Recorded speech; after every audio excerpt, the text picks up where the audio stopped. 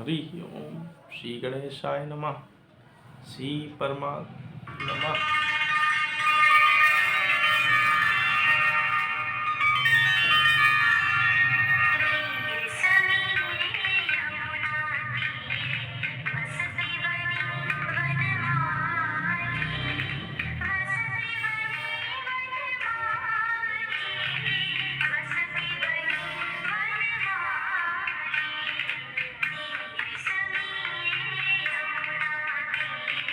बसती बने बनमाली, बसती बने बनमाली,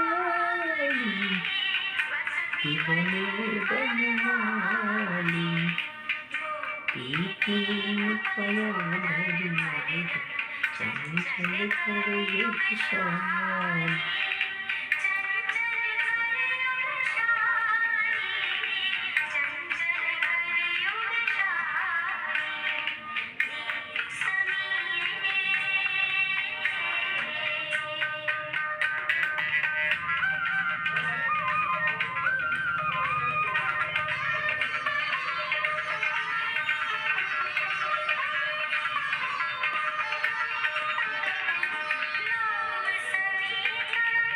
झुमके कम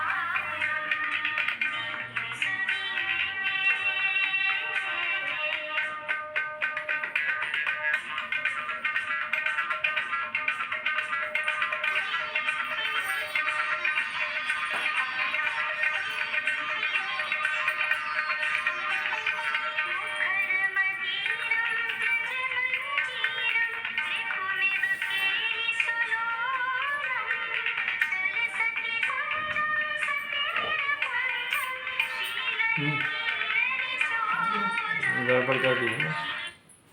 कौन? कुछ गड़बड़ आएगा। दीपक जला जाए जाए कि नहीं?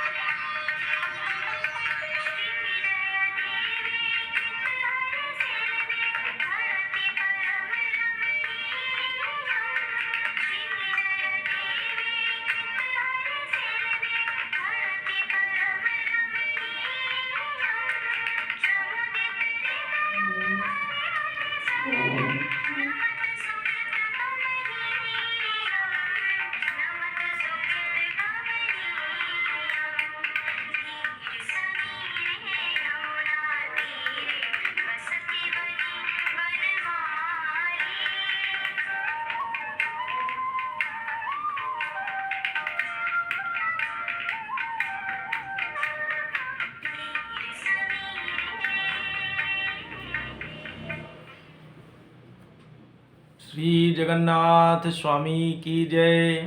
जय देव भगवान महाप्रभु की जय। जय जय श्री गीत गोविंद भगवान की जय। प्रथम भाग में श्री जयदेव महाप्रभु और माता पद्मावती जी का विवाह और गीत गोविंद की रचना हुई।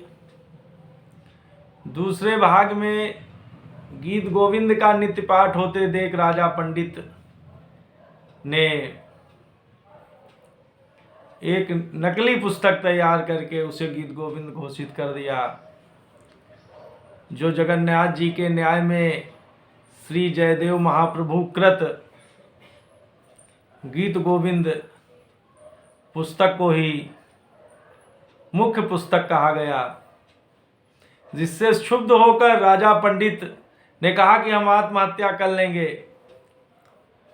तो भगवान जगन्नाथ जी ने कहा कि ऐसा है कि तुम 12 सर्गों में अपना एक एक श्लोक लिख के उसे प्रेषित कर दो, तो तुम्हारी भी गीत गोविंद की मान्यता हो जाएगी। इस तरह से वो राजा भी प्रसन्न हो गया। अब प्रभु जगन्नाथ जी को गीत गोविंद बहुत ही भाता। गीत गोविंद की अष्टपदियाँ जहाँ होती हैं वहाँ पर आप सहज ही पहुँच जाते।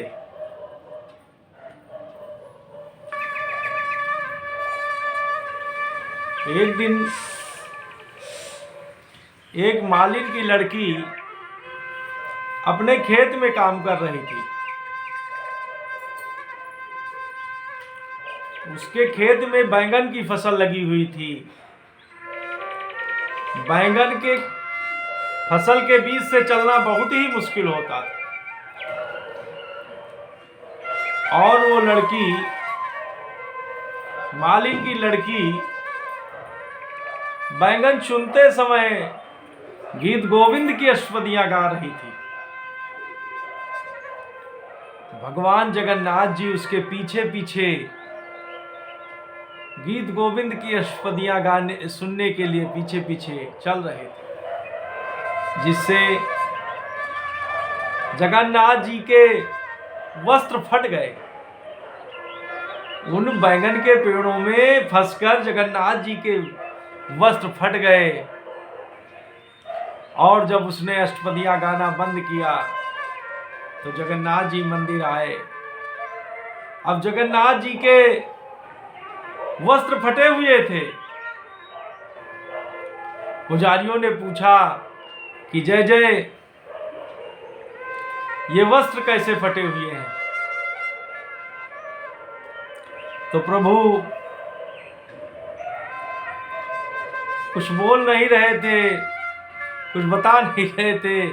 इतने में राजा, जो वहाँ का पुरी के राजा साहब थे, वो भी आ गए। उन्होंने कहा पुजारियों से कि तो जगन्नाथ जी के वस्त्र फटे हुए हैं, आप लोगों के श्रृंगार में त्रुटि है। तब पुजारियों ने कहा कि वस्त्र पोशाकें नहीं पहनाई गई थी, पता नहीं कैसे जगन्नाथ जी के वस्त्र फट गए। तो राजा ने जब बहुत अनुनय विनय किया तो जगन्नाथ जी ने बताया कि वो मालिन की लड़की बैंगन के खेत में अष्टपदियां गा रही थी। धीर समीरे यमुना तीरे बसति बने बनमाली, और गोपी पीन पयोधर मर्दर चंचल कर युगशाली। धीर समीरे यमुना तीरे बसति बने बलमाली। तो मैं उसके पीछे गीत गोविंद सुनने के लिए चल रहा था, और बैंगन के पेड़ों में फंसकर हमारे वस्त्र फट गए। सब लोगों के नेत्र सजल हो गए, अश्रुपात होने लगा। उस मालिन की लड़की का जीवन धन्य हो गया, उसकी भक्ति सर्वश्रेष्ठ हो गई। राजा ने पालकी भेजकर उस मालिन की लड़की को बुलाया और वो जगन्नाथ जी के मंदिर में आकर भगवान के सामने गीत गोविंद की अष्टपदियों का गायन किया और वो परम भक्ता जगन्नाथ जी को पाने में सफल हो गई। समय आने पर जगन्नाथ जी ने उसको स्वीकार कर लिया। इस तरह से जहाँ कहीं भी गीत गोविंद की अष्टपदियाँ होती हैं तो जगन्नाथ जी वहाँ पर स्वयं पहुंचकर उन अष्टपदियों को सुनते हैं। राजा ने ये सुनकर पूरे पुरी में ढंढोरा पिटवा दिया कि आज से प्रत्येक घर में, चाहे वो अमीर हो गरीब हो किसी भी तरह का हो, सबके यहाँ गीत गोविंद की अष्टपदियाँ गाई जाएंगी। गीत गोविंद की अष्टपदियाँ पूरे जगन्नाथपुरी में गूंजने लगी। बोलो जगन्नाथ स्वामी की जय, गीत गोविंद भगवान की जय, श्री जयदेव भगवान की जय। जयदेव भगवान जी महाप्रभु जी एक दिन अपने शिष्य के यहाँ भिक्षाटन के लिए गए, भिक्षा लेने के लिए गए। अब उस शिष्य के जयदेव जी के बहुत मना करने पर भी उस शिष्य ने जयदेव जी के पटवस्त्र में कुछ सोने की असरफियां बांध दिया। वैसे श्री जयदेव जी महाप्रभु परम संत हैं, उन्होंने मना किया था, मगर उसने असरफियां बांध दिया और रास्ते में महाप्रभु जी जगन्नाथ जी का गुणानुवाद करते हुए चले आ रहे थे। इनको रास्ते में 4 ठग मिल गए। अब जगन्नाथ जी की ऐसी कृपा रही कि उन ठगों ने जयदेव जी को रोका।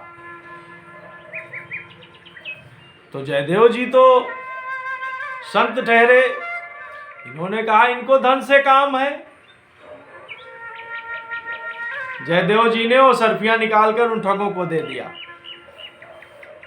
मगर उन ठगों का मन मैला था। उसने सोचा कि आगे जाकर ये हमको राजा से पकड़